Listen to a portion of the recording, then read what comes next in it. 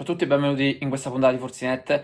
Oggi una puntata un po' particolare perché mi dedicherò a consigliarvi alcune serie, io ne ho scelte 12, in uscita nel 2026, quindi 12 tra le serie più attese in uscita in questo nuovo anno, in questo 2026. Prima di entrare nel merito del discorso vi ricordo, qualora aveste piacere nel seguire i miei video, i miei contenuti, di iscrivervi al mio canale YouTube e magari anche appunto di lasciare un like a questo video e anche agli altri che guardate. Cominciamo partendo da American Love Story, una serie che andrà in onda su Disney Plus e che di fatto fa parte dell'universo American Story. È una serie drammatica che di fatto ripercorre e racconta il rapporto intercorso tra John Fitzgerald Kennedy Jr. e Caroline Bassett Kennedy. Tra i protagonisti Sarah Pigeon e Paul Kelly e Naomi Watts invece nel ruolo di Jackie. La serie, come detto, andrà in onda su Disney Plus, è in uscita a febbraio 2026 e di fatto è una delle più attese proprio per quanto riguarda l'universo a cui appartiene e che potrebbe sicuramente regalare delle soddisfazioni a coloro che sono appassionati proprio di questo filone di storie. Poi abbiamo anche Something Very Bad Is Going to Happen, che di fatto è una storia horror fondamentalmente che andrà in onda invece su Netflix. Il racconto è ambientato prima di un matrimonio che ovviamente è destinato a finire malissimo. Gli sposi sono Camila Morrone e Adam Di Marco e ovviamente sono circondati da una serie di tensioni familiari e di personaggi che si vanno ad espandere sempre di più nel corso del tempo e della serie.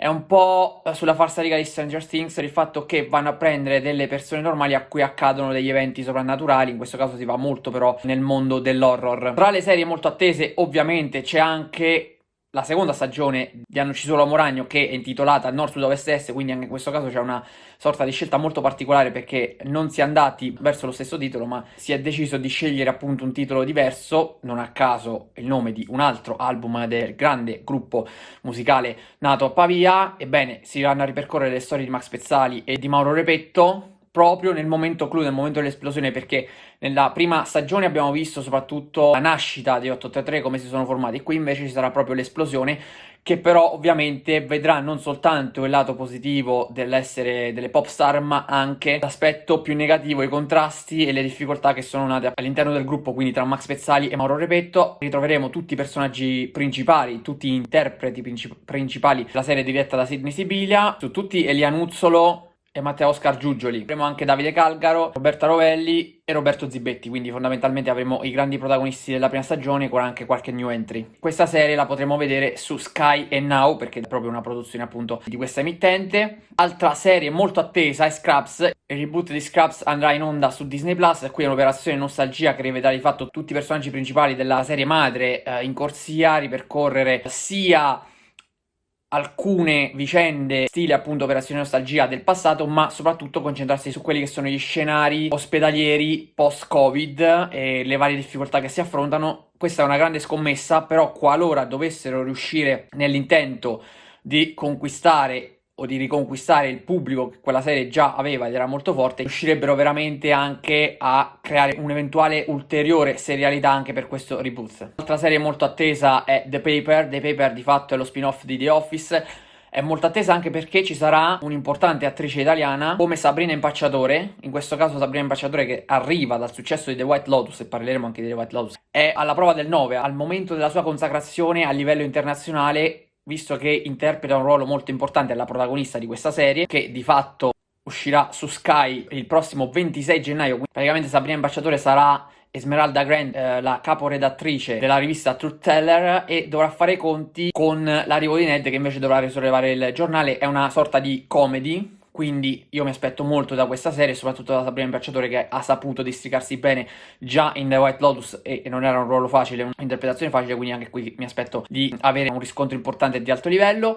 Avremo la terza stagione di Euphoria, è attesissima ormai praticamente da diversi anni, se non sbaglio l'ultima è andata in scena addirittura nel 2023, la seconda stagione, quindi ci è voluto veramente tanto tempo, è morto uno dei protagonisti purtroppo come tutti sappiamo, quindi forse c'è stato un cambio in corsa dei piani. Sono molto curioso di vedere come affronteranno all'interno della vicenda della storia, perché lì è morto un personaggio, non voglio entrare nel merito perché non voglio fare eventuali spoiler per chi ancora non ha visto le prime due stagioni, però con la morte di un personaggio poi invece abbiamo avuto purtroppo nella realtà la morte di uno degli attori protagonisti, non so come riusciranno a interpretarla, anche se la strada potrebbe essere abbastanza semplice visto come è finita appunto la seconda stagione. Però sicuramente è molto attesa Euphoria e sono molto curioso di capire che cosa succederà. Ovviamente Euphoria, serie HBO, non dovrebbe andare in onda su HBO, dovrebbe essere ancora una volta trasmessa da Sky come le due precedenti stagioni.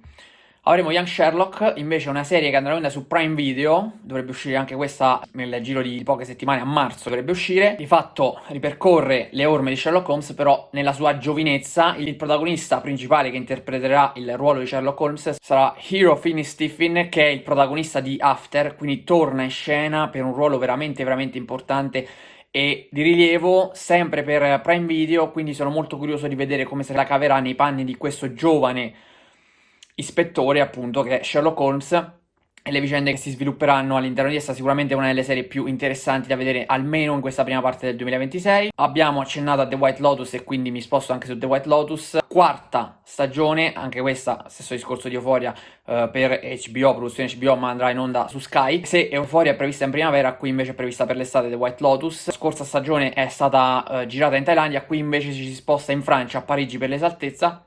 E ovviamente si ripercorrerà più o meno la stessa linea. Dovrebbero tornare anche dei personaggi che sono stati presenti nelle stagioni precedenti e quindi immagino che la linea che verrà seguita sarà la stessa per questa serie che ha riscosso sicuramente grande successo e che continua comunque a macinare diversi riscontri positivi. Nell'estate, sempre su Sky, dovrebbe arrivare anche House of the Dragon, una terza stagione molto molto attesa. Io personalmente non ho visto questa serie, però viste le recensioni ho deciso di inserirla nella lista di quelle più attese per quanto riguarda il 2026 con questa terza stagione. Molto attesa è anche Bridgerton 4. Bridgerton invece andrà in onda su Netflix e dovrebbe vedere una sorta di trasformazione dell'arco narrativo tra Benedict e Sophie in una sorta di romanzo rosa mascherato come un fantasy aristocratico, quindi anche qui Bridgerton è un'altra serie molto amata e quindi anche questa da aggiungere all'elenco di quelle potenzialmente migliori per quanto riguarda il 2026, di capire poi quali saranno gli sviluppi che prenderanno le trame narrative. Abbiamo la quinta stagione di The Boys, che invece sarà l'ultima, quindi gran finale per questa serie che di fatto verrà rilasciata su Prime Video nel corso del 2026. Ancora non sappiamo bene la data, sicuramente lo scopriremo nel corso dei prossimi mesi.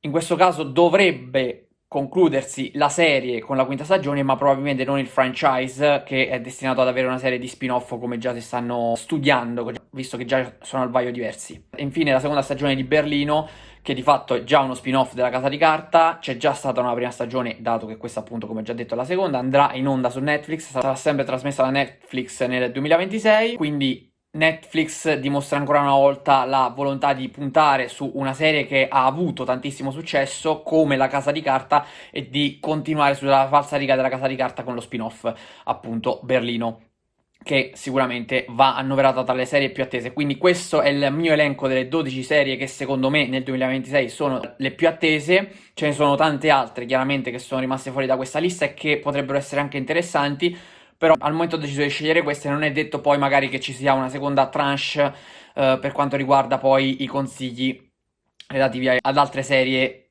di quest'anno. Per oggi è tutto, vi do appuntamento alla prossima puntata di Forzinet. Ciao a tutti!